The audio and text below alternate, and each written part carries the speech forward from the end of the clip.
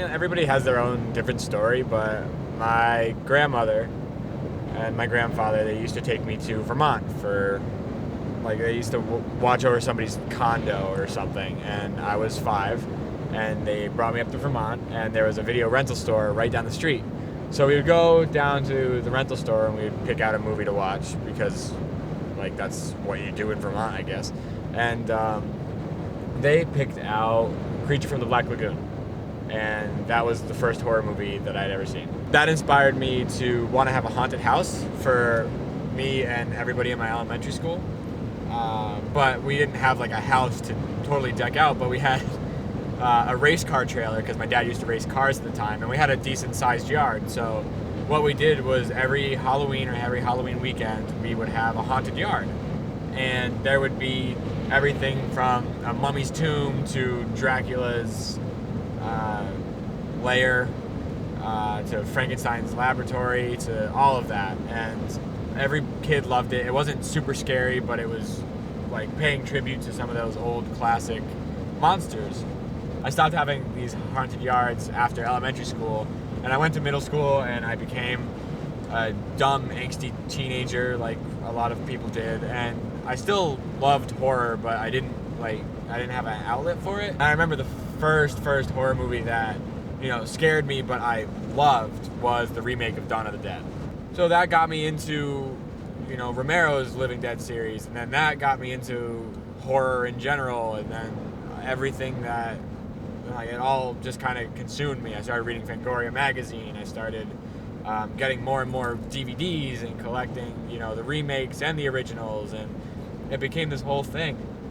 And it wasn't until a year or two later that I found out what a horror convention was, and it all, that was the epitome of everything that I loved. It was like, it was going to be there, and I had to go to one.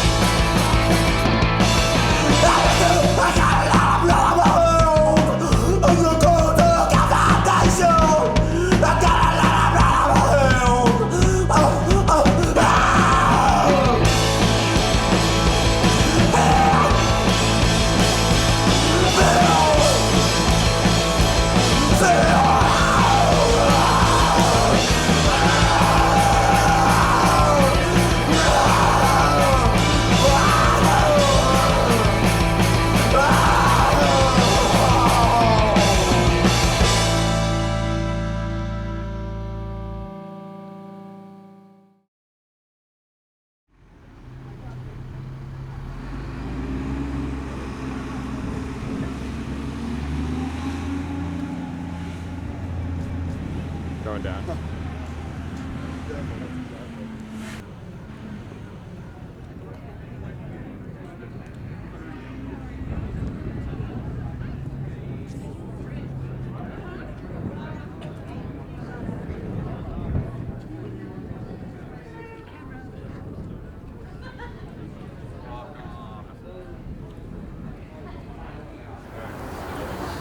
Okay, today in horror house, no biting, no kicking, no scratching, punching, especially hitting more with a belt.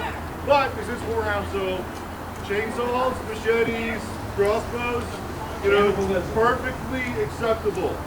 Okay? As you approach the front door, like I said, be polite or I will beat you up. If you are not polite, well, there'll be other problems.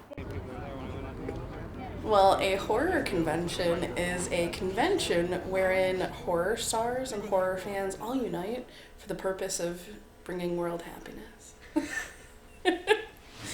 The real answer is... I would say it's just a place for horror fans to meet and celebrate their love for horror. They get to meet, celebrities, they get to get autographs, they get to buy horror stuff, they get to just all come together and just nerd out over the course of 3 days.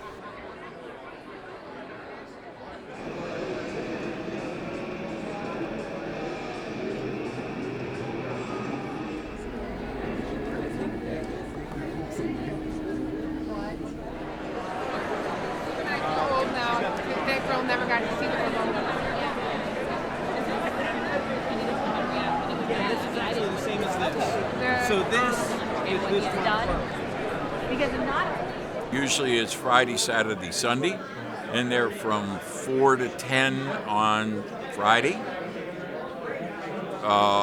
10 in the morning till 7 in the evening on Saturday, and 11 in the morning, a little more civilized in their beginning hour on Sunday, probably give you time to go to church if you so choose to do that.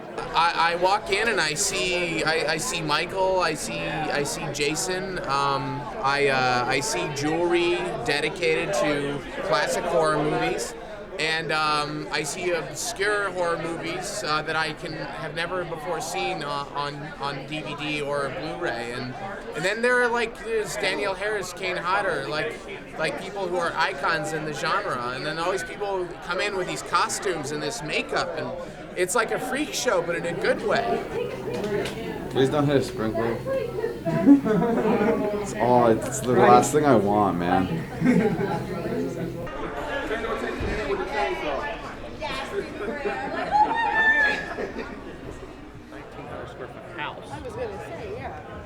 A horror convention is an opportunity to create a community of people who are like-minded. If you're really into horror films and if you're really into horror culture, then it's like, oh my God, I found other people like me. You know, it turns out I'm not alone. There are other people from my home planet that I can connect with. It's really interesting how tight-knit the community is and singly focused on this one thing that everybody likes, and you just don't come across that very often in life. I think because horror is such a niche to some, it is still considered more of a fringe. It's a genre. It's like drama doesn't really get a genre. Comedy doesn't have a convention usually, but when you have things that are a little more on the fringe, like horror films or sci-fi films, stuff like that, you're taking all these people who might not be considered mainstream, or all these different things that are not considered mainstream, and bring it together, and we make it mainstream in this environment. Seriously doing this again? Okay, look, say the word market, but say it with a lot of emphasis. Market. Like market, yell it. Market, just yell market. Market! Like that? Like that, that was so good. Wasn't that good?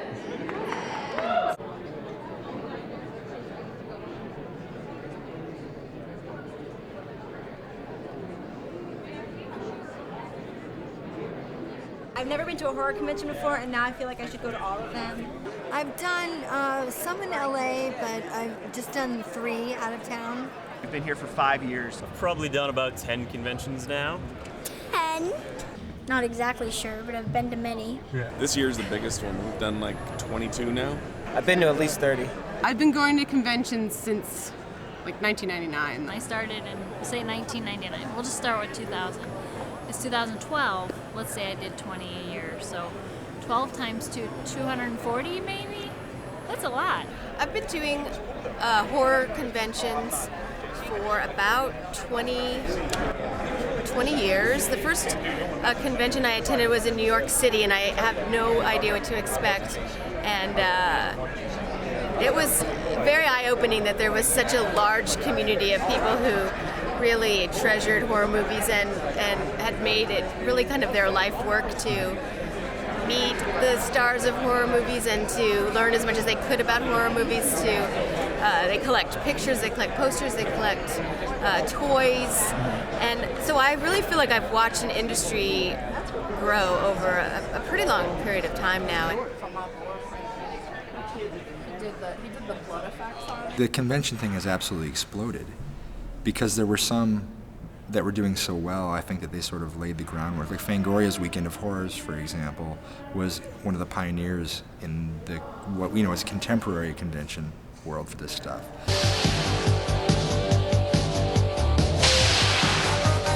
Horror City, dude.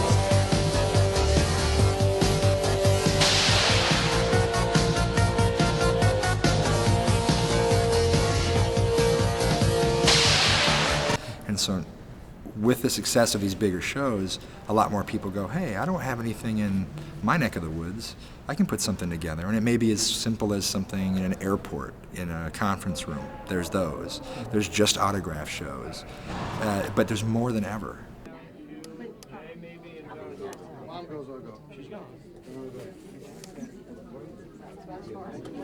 Yeah, that was, we just watched that episode.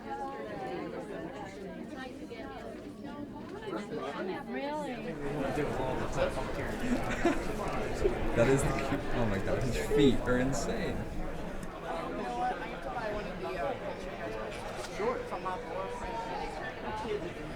Everyone has a love for something, whether it's poetry, whether it's maybe action films, or even sports. How many times do people go out and they support their kids or they support their team? This is no different than going to going and seeing your favorite football team or your favorite baseball team. This is our fandom. This is really what it's all about. The overlying thing, I think, is that you get to meet your heroes here, and you get to spend time with your heroes. Yeah. Like, you're never going to be able to go to a convention and talk to Brad Pitt. They don't have conventions for love meets cute kind of films or bank robbery movies.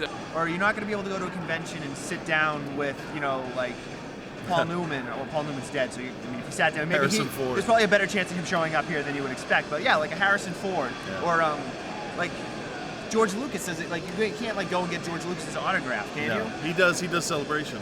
Right. That's it. One. So it's like you can come here and someone like David Naughton, who's here from American Werewolf in London. It's my all-time favorite horror movie. Yeah. I can spend time and talk to David Naughton. He signs a picture, and they're doing business, but you know what? It doesn't feel like it. I just think there's such an incredible number of just such nice people. Some of the kindest, most generous people who are genuinely happy to meet you, glad to find out that what they do has made an impression or made you happy in your life.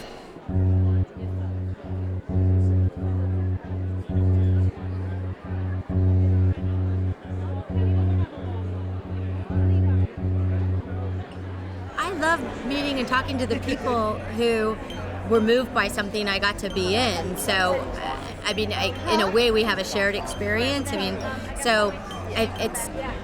It means something to me, and then to meet people for other reasons, it means something to them. I don't know, it's kind of a nice coming together. It's a pleasure because it's nice to meet the fans. It's great to meet them in that way. The conventions are a great way to sort of give back to the fans. Some people are very, very open and frank with you, talk about their lives and how they got involved in horror films and things like that. Yeah, it's very interesting stories we hear. They're so appreciative and they're very very true blue, and it's refreshing. It's so nice. Finally come here and feel that firsthand. The volunteers have been so great, and the organizers have been amazing, and the fans have been so gracious, and even the other people who have been here as talent all feel very much like this one big happy family. Hopefully there's not that creepy uncle who ends up touching people, usually Sid Haig, but most times it's a very warm affair where everyone is always rooting for everybody else and helping everybody else out. And that's the nicest part is this morning we talked to Sid Haig. Hopefully there's not that creepy uncle who ends up touching people, usually Sid Haig. We made a couple jokes and he played along and he good sense of humor, and it's the weirdest part for me is you kind of expect Bill Moseley to slit your throat when you're not looking. Boo! Boo! But he is the sweetest guy, and that's the nice thing too. It adds to the whole movie watching experience, and the whole as a whole. You know that they're as much into it as the rest of us. It's awesome, isn't it?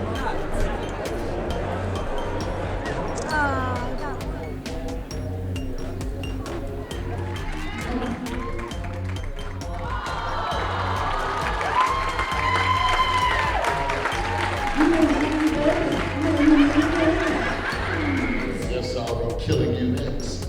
I go babysit. Monster Devil shoots Horace Pinker dead. I am not Michael Bailey Smith. Bill, you're in both. Can you use your microphone, please? Use your microphone or your other voice.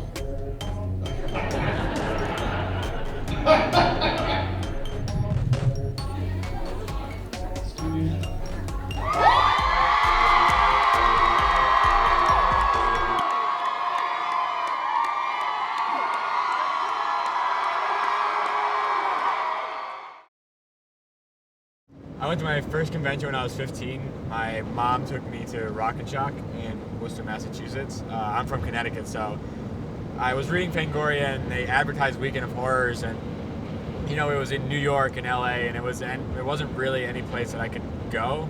I could probably go to New York, but I wasn't going to ask my parents to take me into the city to go to a horror convention.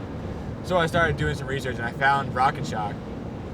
And that year they had a bunch of the cast of The Devil's Rejects, which was a movie that like I went to go see on my birthday. It was like what was getting me more and more into horror fandom, and House of a Thousand Corpses, obviously. Those two movies, and the stars from those movies were going to be there. So we both went, and I didn't really know what to expect. I was just like, I'm going to meet these celebrities, and I get there, and there's like screening rooms, and there's all these vendors, and it's a really, really big deal. That was the first convention, and then every year throughout my high school career, like we would go to Rock and Shock, and more of my family went. I met more and more vendors that I liked. I like started following them on, at the time it was MySpace, and like I checked out their websites all the time. But when I went to college, I couldn't go to a convention anymore, which like really sucked. I'd follow along with Rock and Shock and Monster-mania and all those conventions, and follow along with the guest list, and just wish that I could get out of Syracuse and go to one. Solid soundtrack, right? Damn. I remember hearing that. Yeah, it was in the. I have that's something. Yeah, something. I All put. right. No problem. Sorry. We're just gonna start.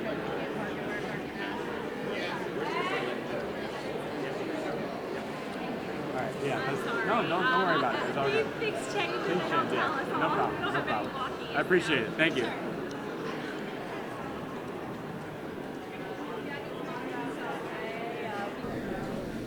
I wish you was carrying around a white paper.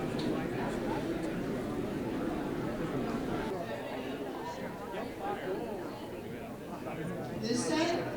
My man, I cannot. Trying to throw stuff out.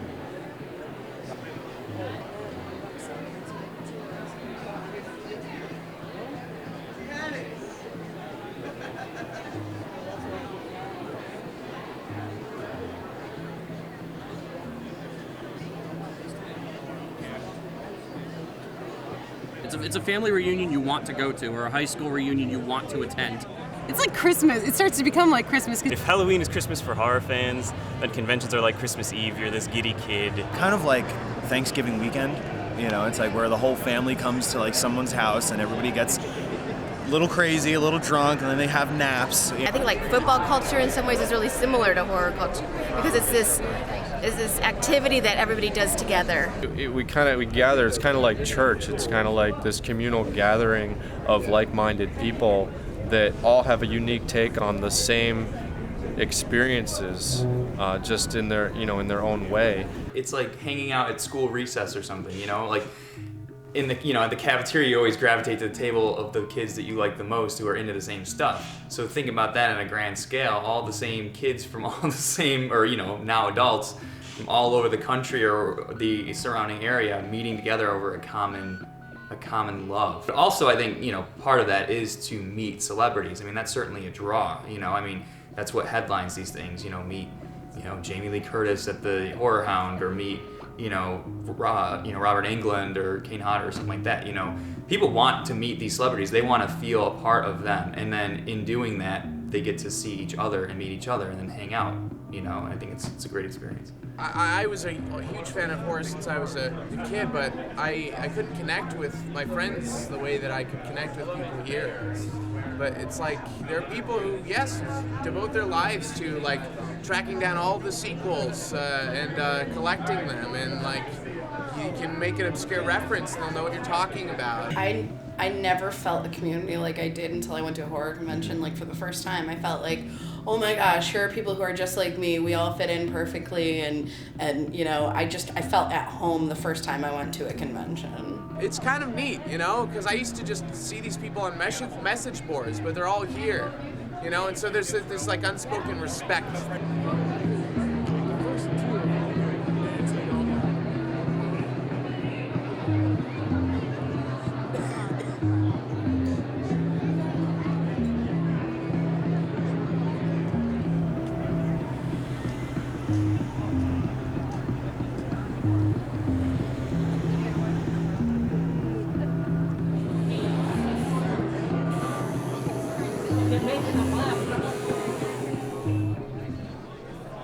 It's just so awesome. It's like one of the things you put on the calendar way ahead of time, and you're just like building up and building up and building up, and then when it's over, you're like, it went too fast. Oh my gosh, it's gonna be another year.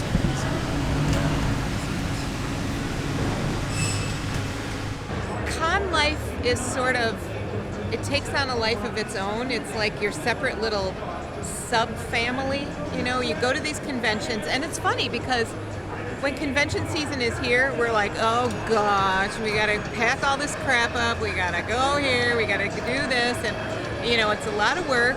But then as soon as convention season is over, we're like, what do we do now? Now we miss it. We look forward to seeing each other. Like there's some people I met this weekend that I'll say, you know, I'll see you in March, and it's September now. But it'll be fine. They'll be there in March, and I'll be there in March, and we know where we're going to be, and it'll just pick up right where it left off. Some people come and go, and you never see them again. And, you know, you have that one interaction, and then they go on their way, and that's fine. And then some, you know, you make lasting relationships with, whether it's customer, vendor, or, you know, it could ultimately become kind of friend relationship. Facebook and, you know, social media helps with maintaining relationships, you know, online, and we have all that. It means a lot to interact with these people.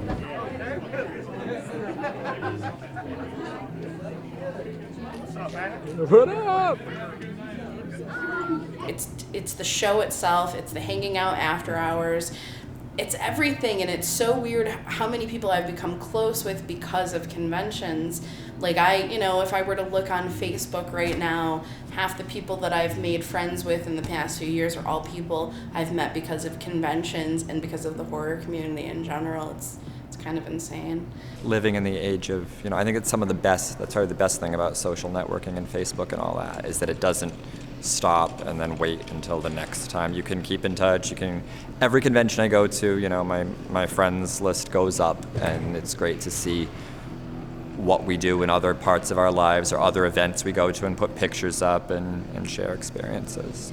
I started meeting all these people, and next thing you know, I get home and I have like 70 friend requests on Facebook, you know, so, you know, and then you get to know these people, you chat with them, you talk about, you know, this, that, and the other, what happened during the show, after the show, we can't wait for the next show, and then you just kind of get this bond with them. Meeting someone face to face, you know, especially someone that we, you know, communicate with on Twitter or on the Facebook, you know, meeting them here at a convention and, you know, being able to put a face to that name and shake their hand and be like, man, get you a beer. Yeah. You know, let's just go sit out here, let's talk about our common interests. And again, you know, we talked about it before, but it's family, you know, and to be able to have personal relationships that grow.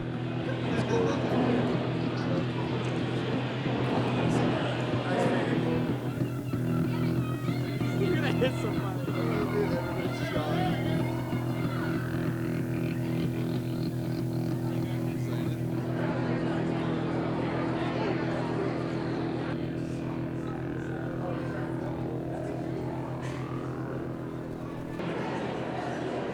Those sparkles are going to be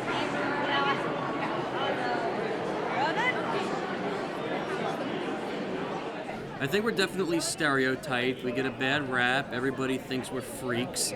But, I mean, if you come to a horror convention, you're definitely going to deal with some of the nicest people around. Here's a convention that has 35,000 people. I didn't see one fight.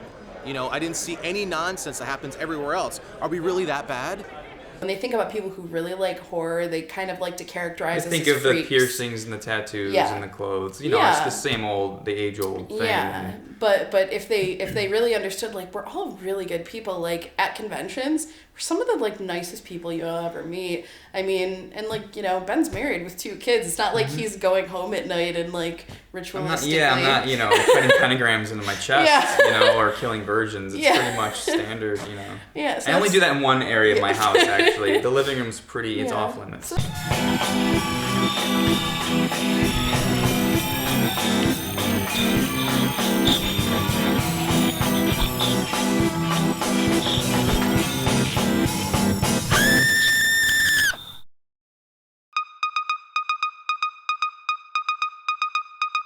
Horror specifically is the genre where you say there are no rules. I think there's kind of a countercultural element to horror where by loving it, you're kind of sticking it to the man, you know, and I think that that's a really prevalent attitude in our American society, that as much as we, you know, appreciate living in this very orderly kind of democratic society, there's something about horror that brings out just the voyeuristic part of it ourselves and the bad side. I think it's also people that like a thrill, because I think to really love horror, you have to kind of, you know, you love being scared or titillated in some way. I think it's an escape, you know, from their life, that it's they're able to enjoy just being taken totally out of their, and everybody likes a good fear. They do, you know. I love roller coasters. I love going to an amusement park. I love going into the tunnel of death or whatever it's called in whatever it is, and being afraid but at the same time, you're safe. You know, nothing's going to happen to you. You're just watching a movie or on a ride. You can escape for a little while, watch something crazy, and then talk with the person next to you about it. Like, oh my gosh, I can't believe you. Yeah, that was great. Oh my gosh, no one else did that. You spend so much time thinking about a certain subject that sometimes it's just great to be able to talk about it and be able to have a discussion about something that you've spent so much time thinking about. So you finally meet somebody who's got a viewpoint, even if it's opposing to yours. It's a lot of fun discussing with somebody what your preferences are to this thing that's really important to you. You know, at least for me growing up, and even in Tim back there, you know, not everybody in my school is into horror movies. I was kind of the only one walking around the halls listening to the Halloween soundtrack on my Walkman. I mean, there wasn't anybody else doing that. And then you go to a convention, you're like, whoa, you have that tape too? That's awesome. And what do you have? That's really cool. And I have this. Oh, that's great. And then you just start talking. And when did you see, you know, Halloween the first time? Or when did you see this? You know, you start sharing stories and it becomes this big campfire, you know, because people just want to get together and talk and share stories because it's a common thing. If we were arguing about politics, the winner is going to decide the fate of the country, possibly. The stakes are higher. If you and I have an argument about slow zombies and fast zombies or something like that, at the end of the day, we're still having fun, because what are we talking about? We're talking about zombie movies. Just getting the chance to discuss something that you're passionate about and feel welcome for doing that. I mean, I think that's an occasion everybody enjoys.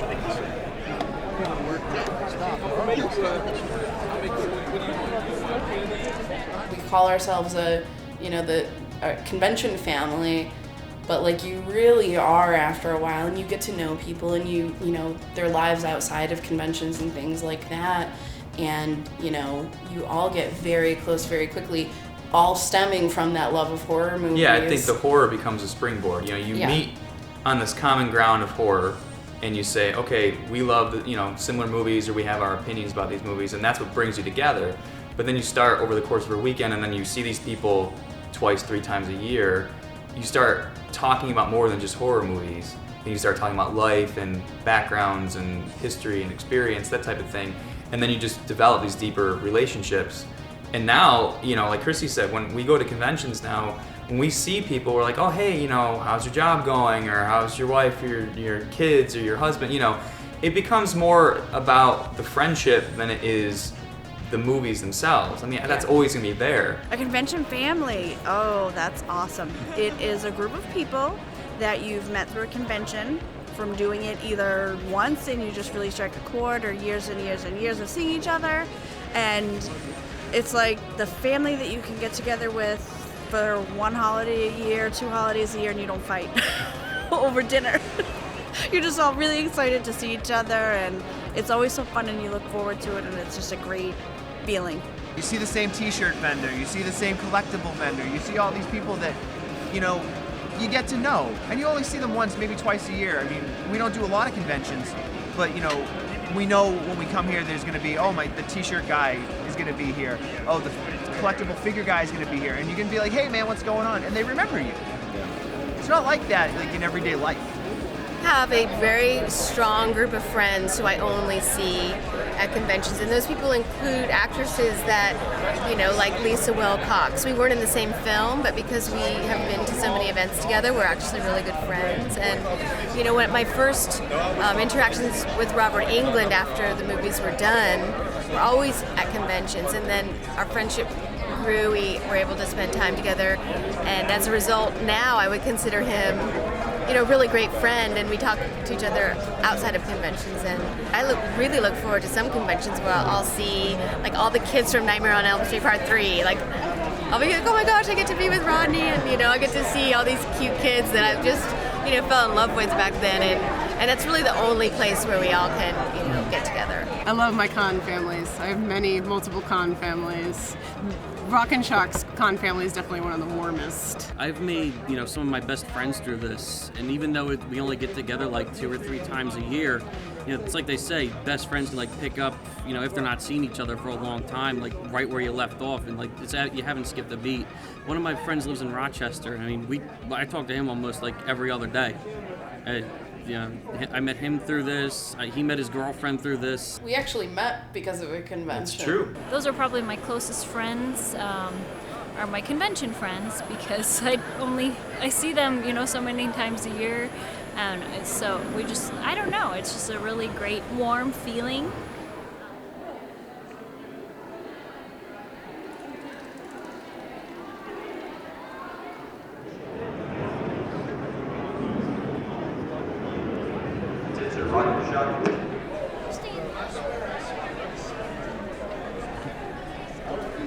And that was one thing I was missing from when I was a kid and when I was going in high school, is I didn't really talk to anybody. I was with my parents, we went to the vendors, we met the celebrities, we went to the screenings, but I wasn't part of that community per se. I was accepted and I was welcome, and everybody was happy in a way, like hypothetically. Everybody was happy that they were celebrating horror with other people. But I didn't go out of my way to meet new people because I couldn't. I was a 15, 16-year-old kid with his parents. Nobody's trying to talk to that guy.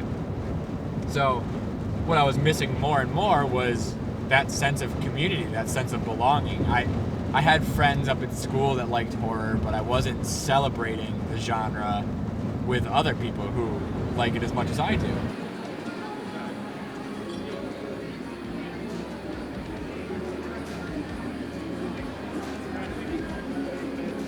I think that there's a sense of community among horror fans just by the nature of this little corner of cinema. Because it's a smaller audience as a whole, I think that there's more of a sense of ownership of a lot of these films, and so people have a lot more personal attachment to them. When you saw the remake of Dawn of the Dead, you hadn't considered the possibility that a movie could do this or a movie could do this to you.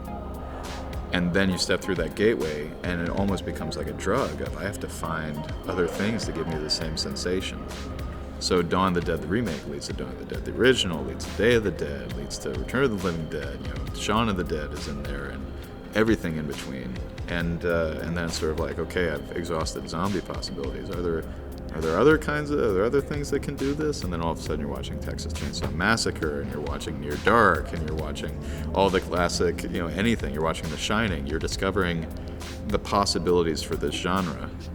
And it becomes like a roadmap. You can actually see You know, how this leads to this leads to this. So, you know, you find someone that's like, hey, you saw this horrible, terrible, crappy horror movie. I love that one. Me too. Oh my gosh, you're the only person in the world. That becomes another gateway. Because what if they've seen a movie that you haven't seen yet that you're going to love? And then all of a sudden you're talking to somebody and they mention a title and then you're like, I got to write that down. You know, just I've found another thing that might give me.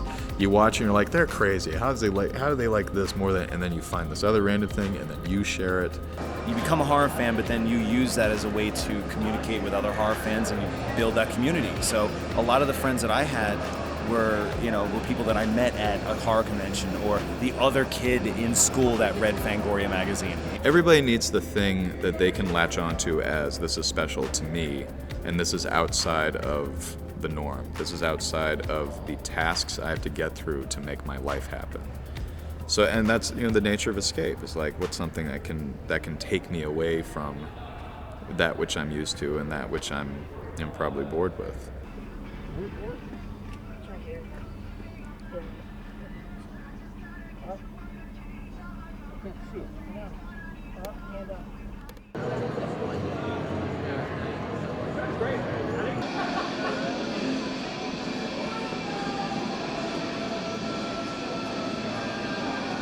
I mean, this is an escape for people from their daily lives. They can come here and they're around everyone else who likes the same things. There are plenty of people who just come here. They don't really spend much money. They're just here for the energy and the scene and to hang out and get together with people. I mean, it's really cool to be in like a building with the same people that have the same and there's always subgenres. It's not just people that like horror. It's people that like sci-fi or fantasy or whatever. People just want to get the hell out of their situation for a weekend.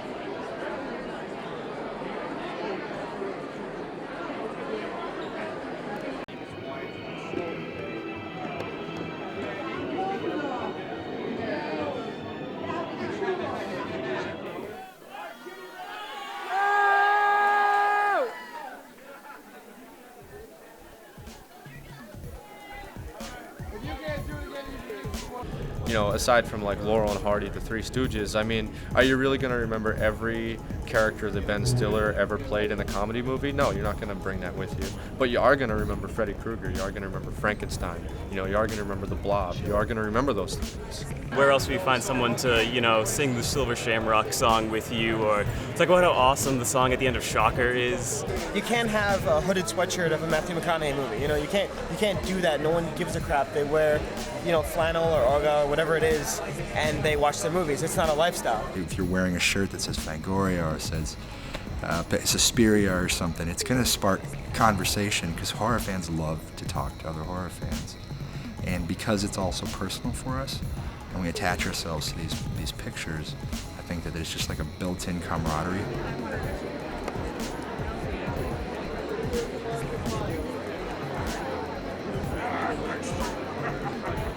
If you ever did feel like an outcast and you ever do identify with somebody who feels like an outcast, the last thing you want to be is a bully. The thing you want to be is inclusive. So if people have had experiences of being bullied, or people have had experiences of feeling shitty because of the thing that they liked, they're not going to do that to someone else. They're going to want to make sure they don't do that to anyone else. And they're going to want to be like, no, come here.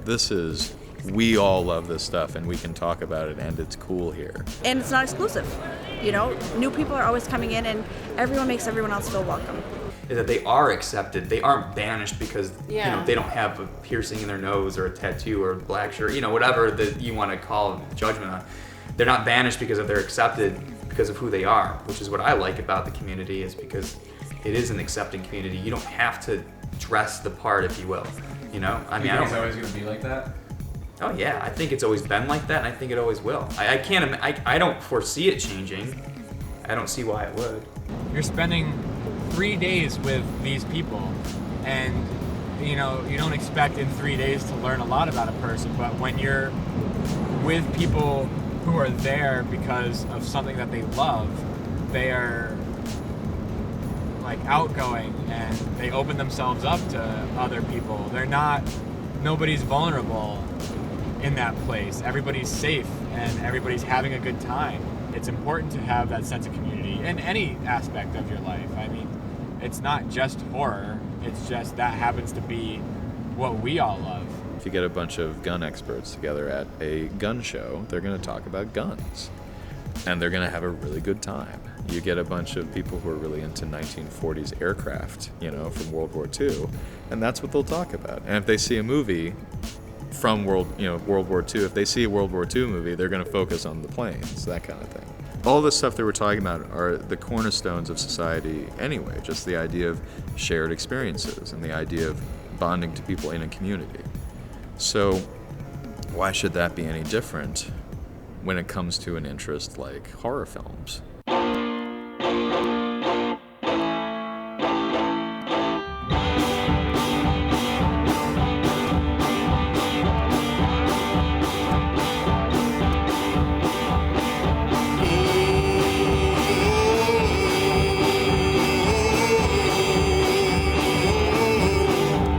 There's a man in the woods with a bag on his head.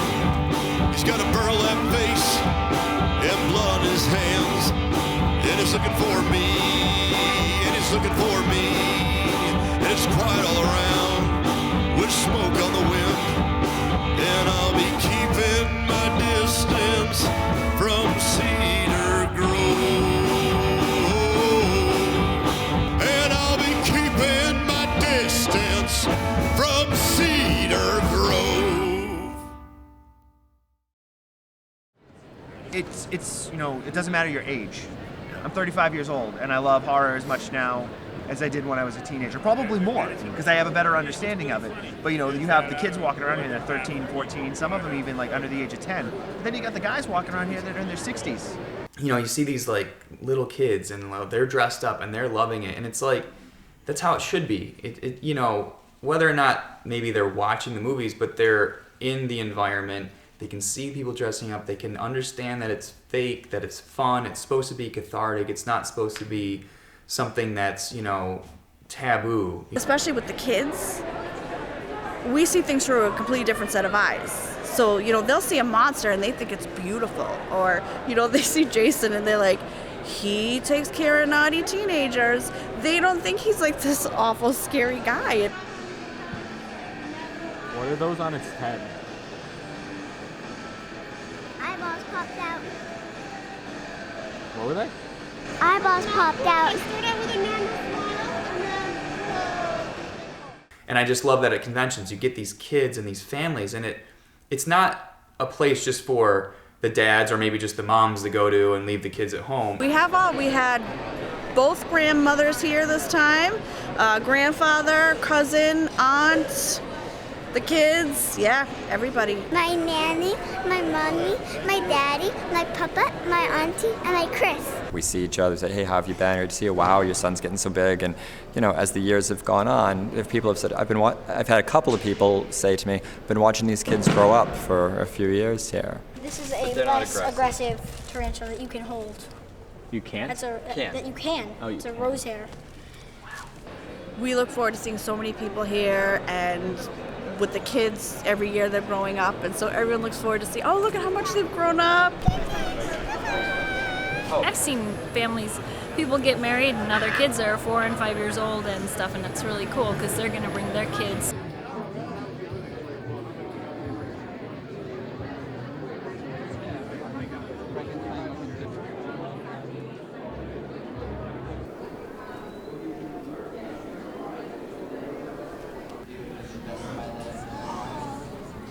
In front of everybody here.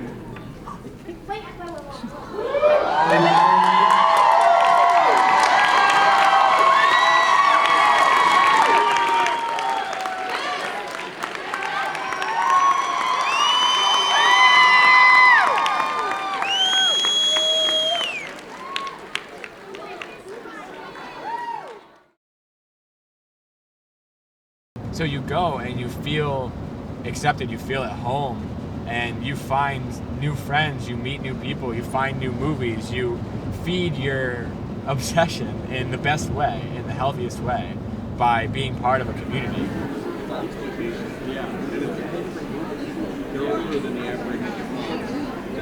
Yeah, oh, absolutely. I show it to everybody all the time. It's one of my all-time favorites. Dude, you see Southland Tale? It's the craziest movie ever. Really? Kevin's in it. It sounds awesome. It's a struggle. I It's a struggle this morning. me too. It's okay. It's real bad. Last night was very rough. I just found out we didn't have to be here until 10. After 6 conventions and filming this documentary, I've become so much closer to the genre, and I can only become closer, and I become so much closer to other people because of horror, because of this thing that we love. How's your dog going? Hi. Good. Kyle. This is Jessica. I'm a cookie. Homemade, with love. Would you like one? Wow, yeah, that'd be Yeah, awesome. Thank you okay. so much. That's You're awesome.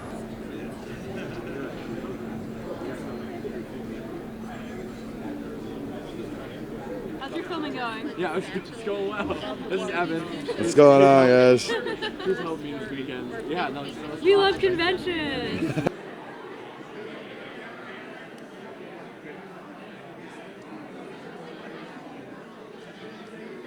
I thought, okay, how much longer do we have for this? But then I was looking back at Weekend of Horrors, those old videos that they put out. I mean, for the shows back in the '80s. Motor City, dude.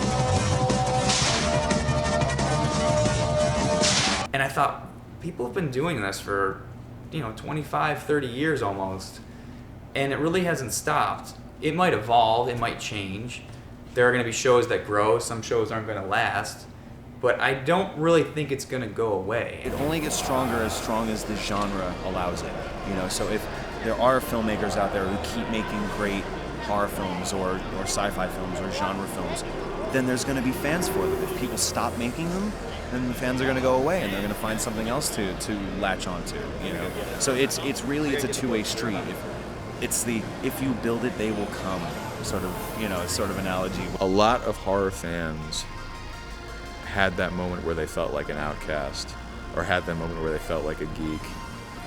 And I almost feel like that kind of stuff is getting mainstream now. Sci-fi is getting mainstream, and comic books are becoming mainstream. There is still a nice little underdog status to a horror fan, because you're still going to find people who, as much as they love every genre, they're still going to go, ew, I don't like horror movies, that sort of thing. We can talk about Doctor Who until the cows come home, but, oh no, I couldn't watch 28 Days Later, it's too scary, that kind of thing. You're like, too scary.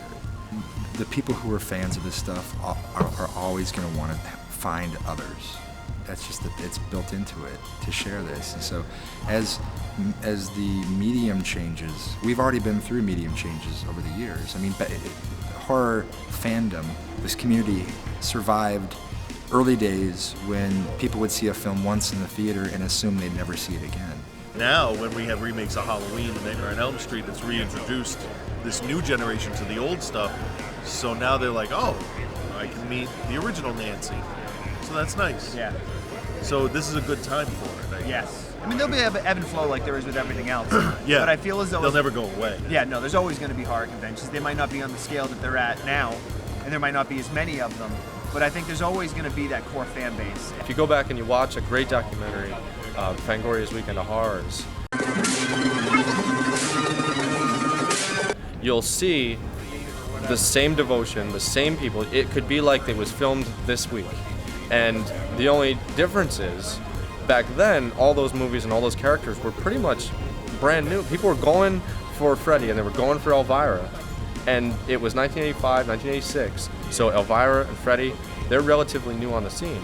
And I'm very hopeful with this stuff like The Walking Dead and with Dexter, because you could say, oh, Walking Dead, why are they doing a reunion already? But you have to remember that people in 1985 were coming to see Freddy Krueger, and it was only a year or two old.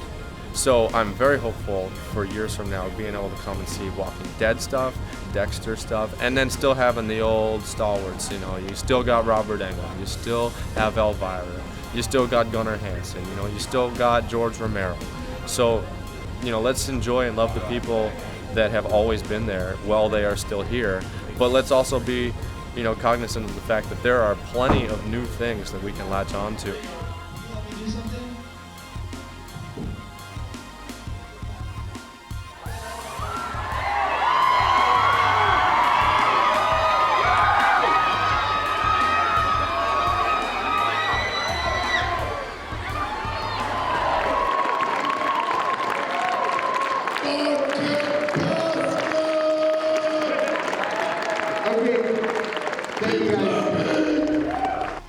kids growing up that love the movies that we don't necessarily like because we're going to be the staunch, curmudgeons going, oh, Jason had, mask on, or whatever.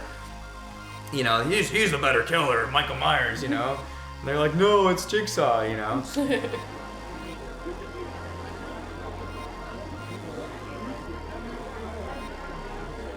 This stuff will live way beyond the lifespan of a human being, whoever it is. It's more than a movie. It's more than one movie. It's more than one person. It's more than one vendor and more than one fan. It's the whole community. It'll be here. It's a horror convention world, and we're just passing through it.